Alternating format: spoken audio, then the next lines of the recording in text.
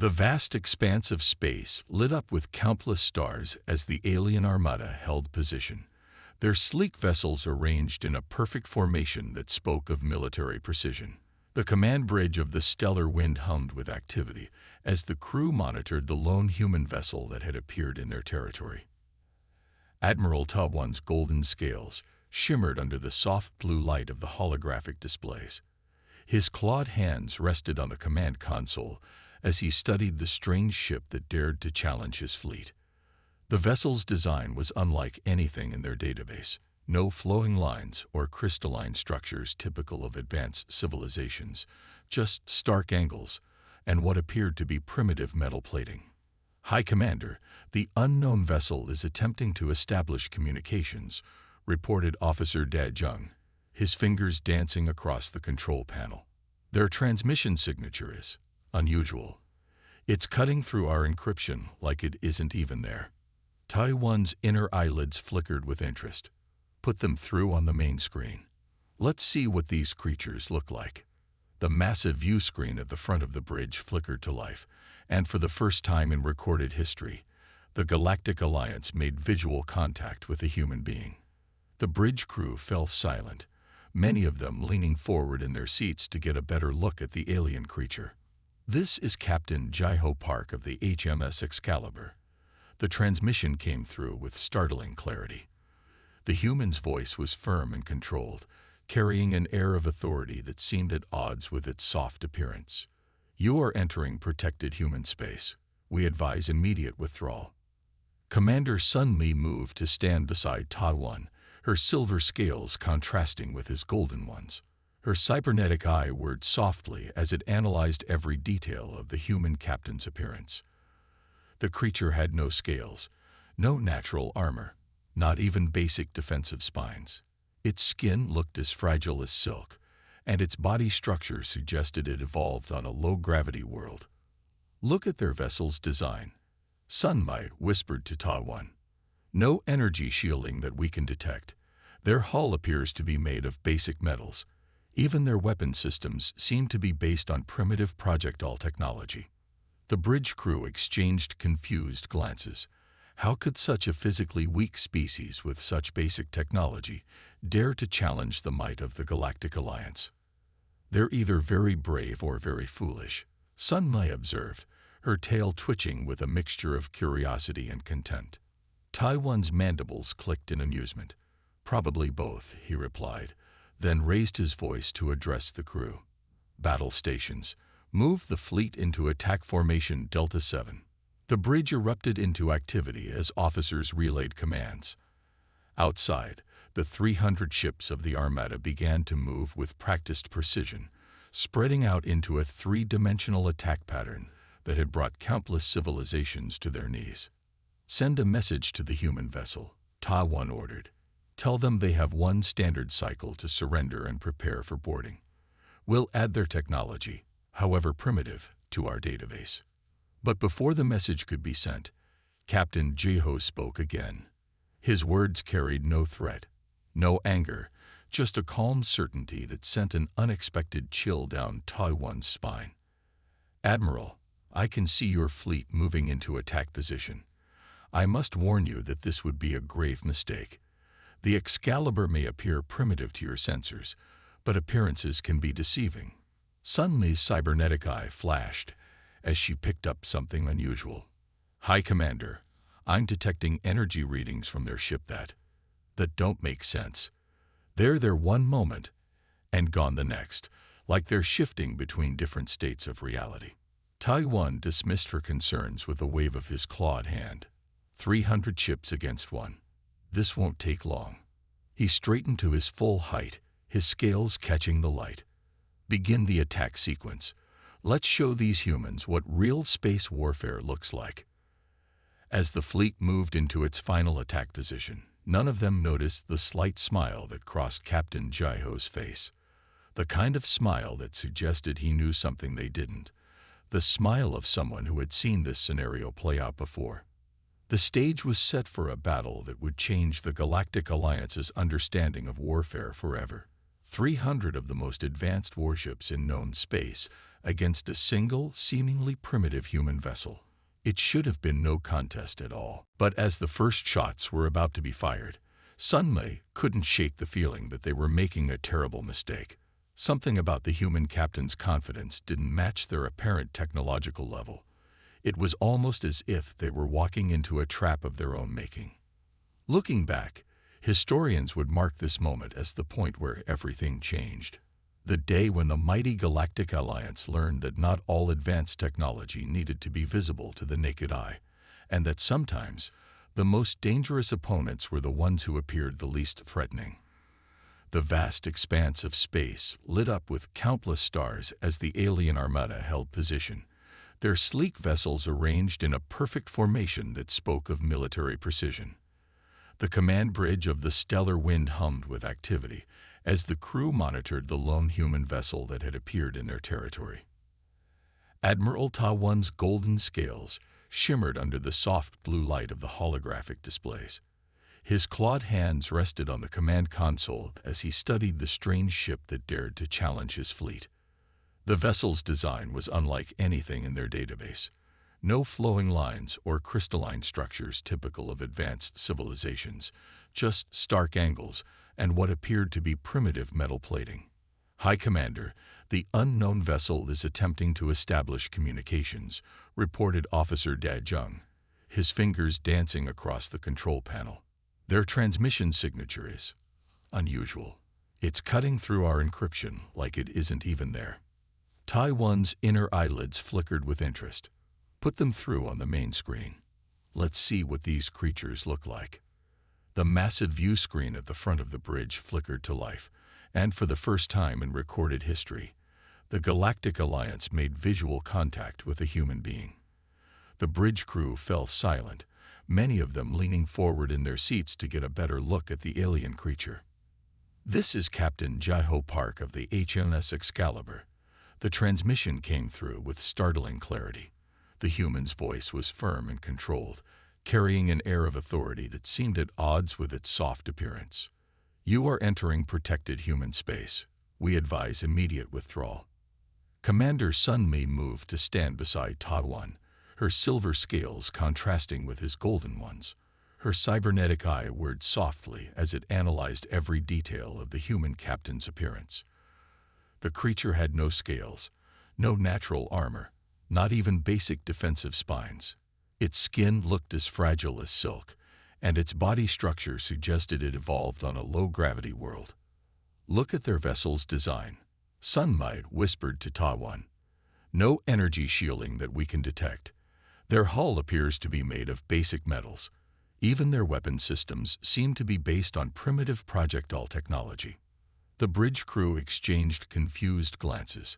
How could such a physically weak species with such basic technology dare to challenge the might of the Galactic Alliance? They're either very brave or very foolish, Sunmai observed, her tail twitching with a mixture of curiosity and contempt. Tai-One's mandibles clicked in amusement. Probably both, he replied, then raised his voice to address the crew. Battle stations. Move the fleet into attack formation Delta 7. The bridge erupted into activity as officers relayed commands. Outside, the 300 ships of the Armada began to move with practiced precision, spreading out into a three-dimensional attack pattern that had brought countless civilizations to their knees. Send a message to the human vessel, Ta-One ordered. Tell them they have one standard cycle to surrender and prepare for boarding. We'll add their technology, however primitive, to our database. But before the message could be sent, Captain Jiho spoke again. His words carried no threat, no anger, just a calm certainty that sent an unexpected chill down Ta-One's spine.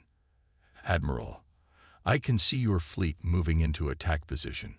I must warn you that this would be a grave mistake. The Excalibur may appear primitive to your sensors, but appearances can be deceiving. Sunmi's cybernetic eye flashed as she picked up something unusual.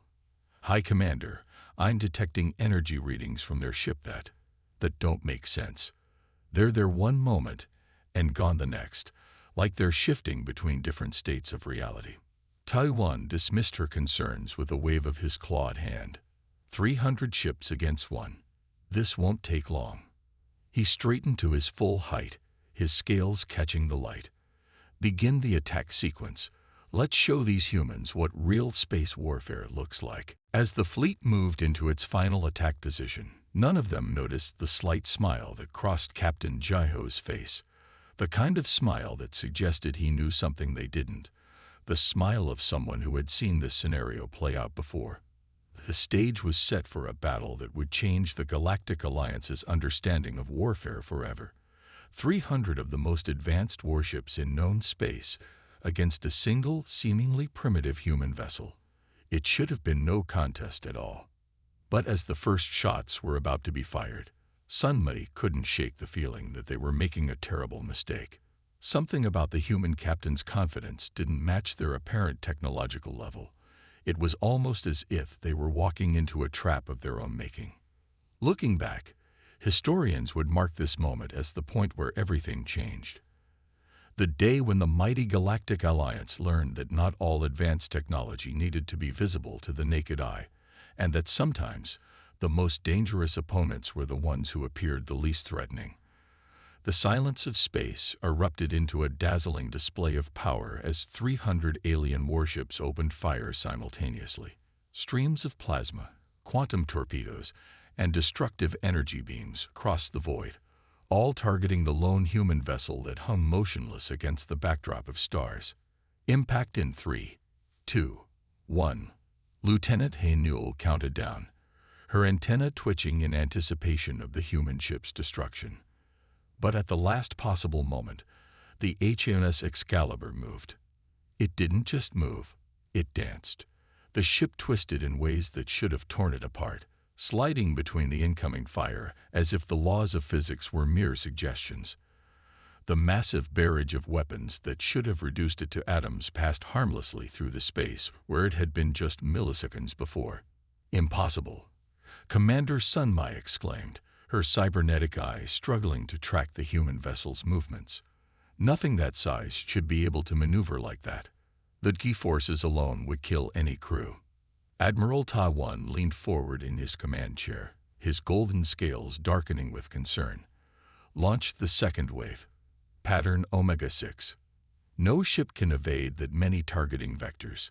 The alien fleet shifted formation, their ships moving with practiced precision into a sphere around the Excalibur. This was a tactic that had never failed. No point in space would be safe from their weapons. The second barrage was even more impressive than the first. The space around the human ship became a web of deadly energy, enough firepower to crack a small moon. Yet somehow, the Excalibur slipped through gaps that shouldn't have existed, moving with an agility that defied explanation. "Sir," Officer Dajung called out, his voice shaking, "we're receiving energy readings from the human ship. They're unlike anything in our database." Before anyone could respond, the Excalibur finally stopped its elaborate evasion. It hung motionless in space, facing the alien flagship. A soft blue glow began to emanate from its hull, growing steadily brighter. "All ships, fire everything," Ta-1 ordered, his composure finally cracking. "Don't let them activate whatever that is." The alien armada unleashed its full arsenal. Energy weapons, antimatter torpedoes, graviton beams, everything in their considerable arsenal streaked toward the human vessel. This time, the Excalibur didn't move. The impacts were spectacular. For a moment, the human ship vanished completely in the blinding light of multiple explosions. The alien crew held their breath, waiting for the debris field that would mark their victory. Instead, as the energy dissipated, the Excalibur remained completely untouched. The blue glow had transformed into a shimmering field that seemed to exist in multiple places at once, like a soap bubble that couldn't quite decide which reality it belonged to. "What are we seeing?"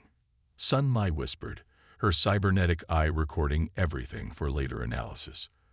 "Those are quantum shifts, but on a scale that shouldn't be possible." Captain Jaiho's voice came through their communication system, still maintaining that infuriatingly calm tone. "What you're witnessing is a basic quantum-shifted shield. It's standard equipment on all human vessels, though I admit we rarely need to use it." The alien crew watched in stunned silence as their most powerful weapons simply passed through the shield, emerging on the other side as harmless light. The human ship wasn't just defending itself, it was making their advanced weaponry look like child's play. "How?" Ta-1 demanded, his claws digging into the arms of his command chair. "How is this possible?" "Simple physics," Jaiho replied. "Your weapons are designed to work in three-dimensional space. Our shields operate on 11 dimensions simultaneously.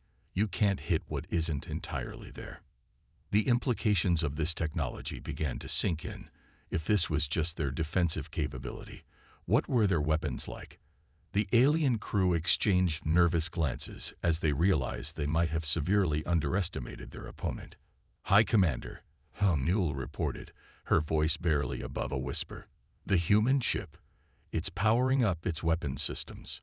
The blue glow around the Excalibur began to pulse, and for the first time in his long military career, Admiral Ta-1 felt real fear. They had launched their standard attack pattern expecting an easy victory. Instead, they had walked into a demonstration of technology so advanced it bordered on magic. As the human ship's weapons came online, Ta-1 realized with growing dread that this wasn't going to be the short, simple battle he had anticipated.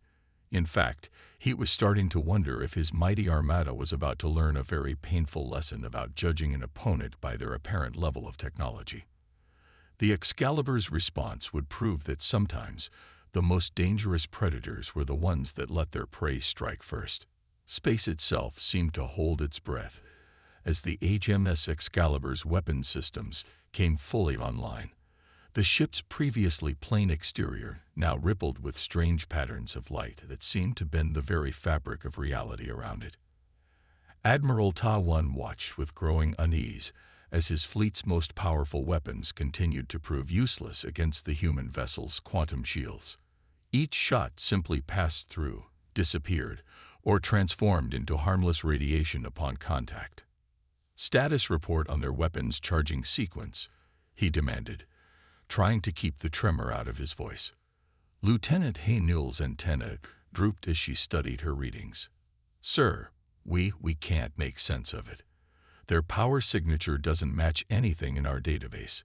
It's as if they're creating some kind of localized distortion in spacetime itself." Captain Jaiho's voice echoed through their communication system once again. "I suggest you move your ships to a safe distance. The gravity drive can be unpredictable." Before anyone could respond to this warning, the space around the Excalibur began to warp. It started subtly at first, just a slight bending of starlight. Then the distortion grew stronger, like ripples in a pond spreading outward from the human ship. "Evasive maneuvers," Sunmei shouted, but it was too late. The first gravity well appeared without warning, a sphere of intensified gravitational force that caught 3 alien ships in its grip. The vessel's advanced hull materials, designed to withstand the most extreme conditions, crumpled like paper as they were crushed by forces equivalent to those found near a black hole's event horizon. "Impossible," Ta-1 breathed, watching his supposedly invincible ships being torn apart. "No civilization has ever managed to weaponize gravity itself." But the Excalibur wasn't finished. More gravity wells appeared throughout the formation, each one precisely placed to catch maximum targets. Ships that tried to escape found themselves caught between opposing forces, their hulls stretching and tearing as they were pulled in multiple directions at once. "Sir," Officer Dajung called out in panic, "we're detecting spatial anomalies forming around our entire fleet. The human ship is creating a web of gravitational distortions." The space battle had transformed into something from a nightmare. Ships that had conquered countless star systems were being twisted into unrecognizable shapes. Their shields, designed to stop energy weapons and physical projectiles, offered no protection against the fundamental force of gravity itself. "All ships, fall back," Ta-1 ordered, but the chaos had already spread too far. Some vessels managed to engage their engines, only to find that the altered gravity wells made conventional propulsion nearly impossible. Others tried to jump to hyperspace, but the spatial distortions prevented their drives from functioning properly. From the bridge of the stellar wind, the crew watched in horror as another group of their ships succumbed to the gravitational forces. The vessels didn't explode in the traditional sense. They simply collapsed in on themselves, crushed into dense balls of matter by forces they had no defense against. The humans, Sunmai said quietly, her cybernetic eye recording everything. They're not just more advanced than us. They're operating on a completely different level of warfare. Captain Jaiho's voice came through again, still maintaining that professional calm that now seemed almost cruel. This is just a small demonstration of what our gravity manipulation technology can do. We have 13 more weapon systems available if you wish to continue this engagement. The threat was clear, but it wasn't delivered with any malice or gloating. It was simply a statement of fact, which somehow made it even more terrifying. High Commander, Haynul reported, her voice shaking. We've lost 27 ships. Another 43 are reporting critical structural damage from the gravity distortions. Our fleet is being torn apart by a single human vessel.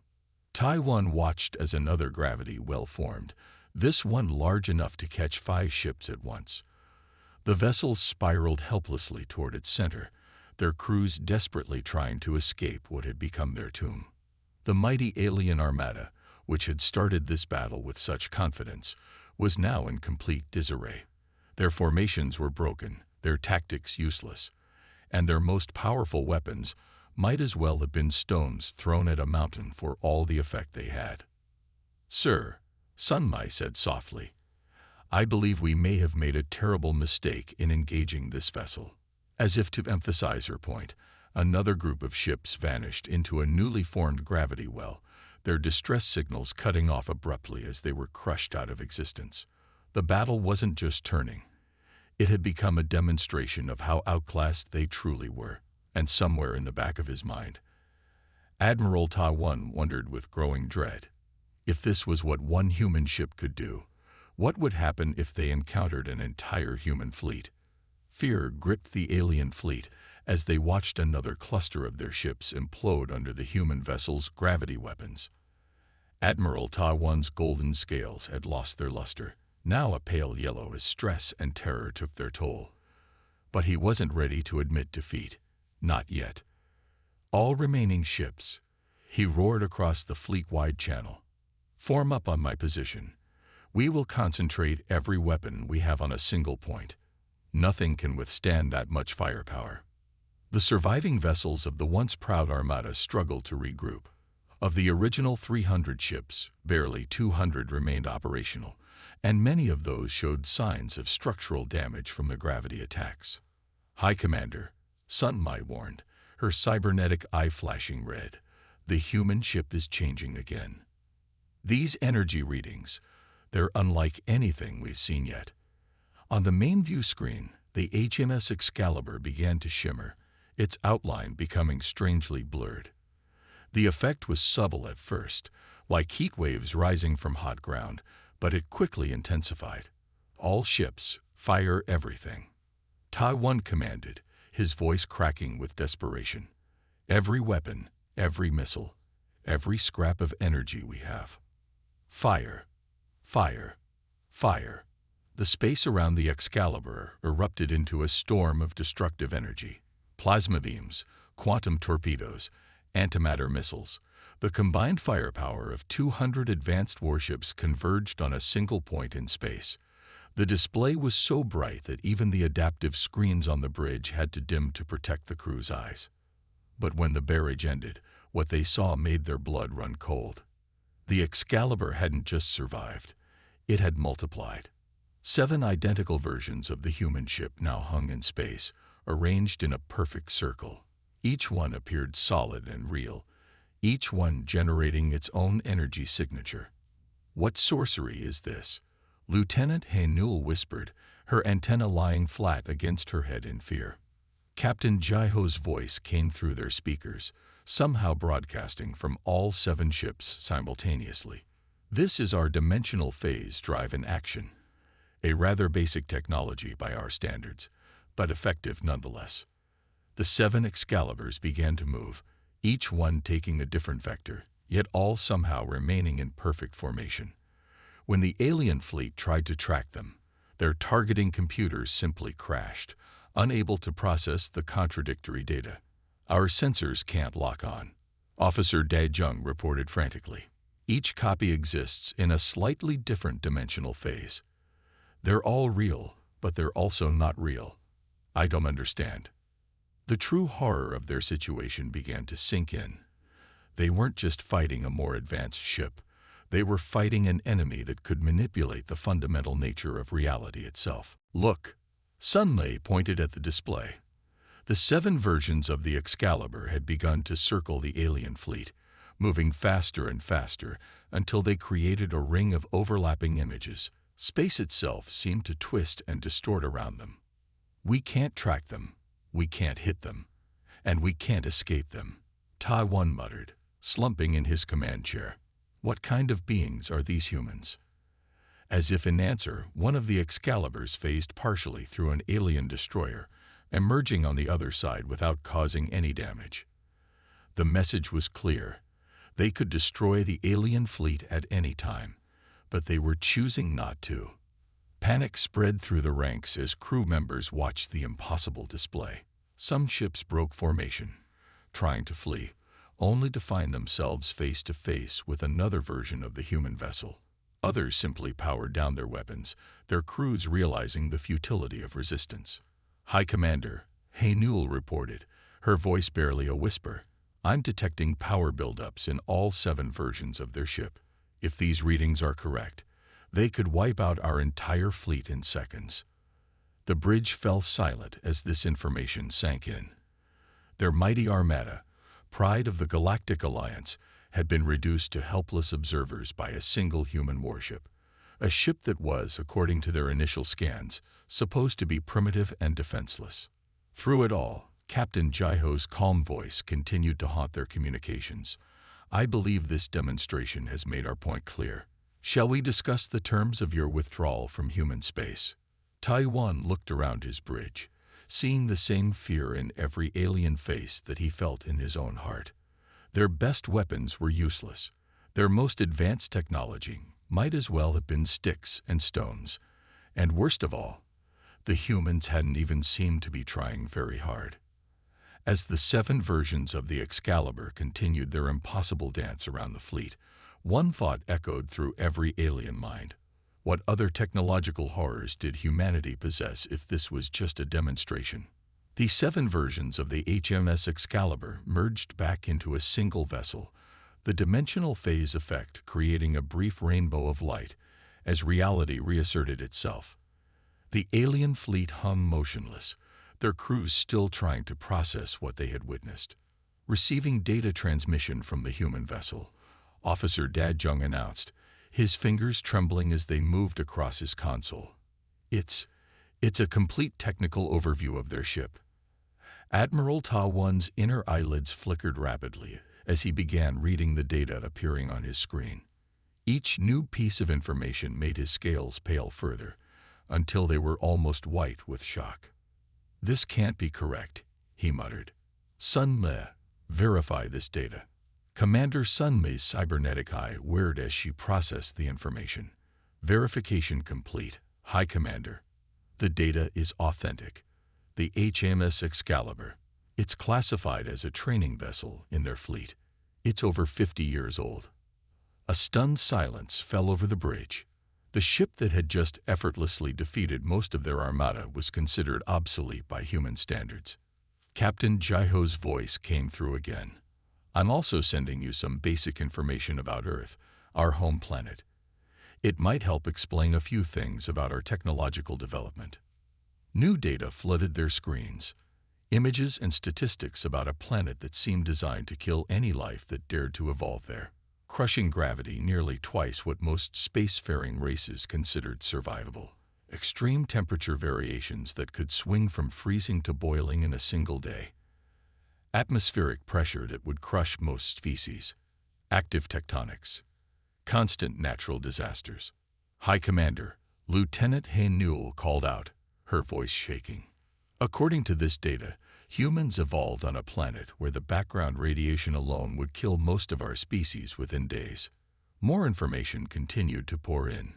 Details about Earth's countless predators, its volatile weather patterns, its endless natural hazards. The aliens began to understand why humans had developed such advanced defensive technology. They had needed it just to survive on their own world.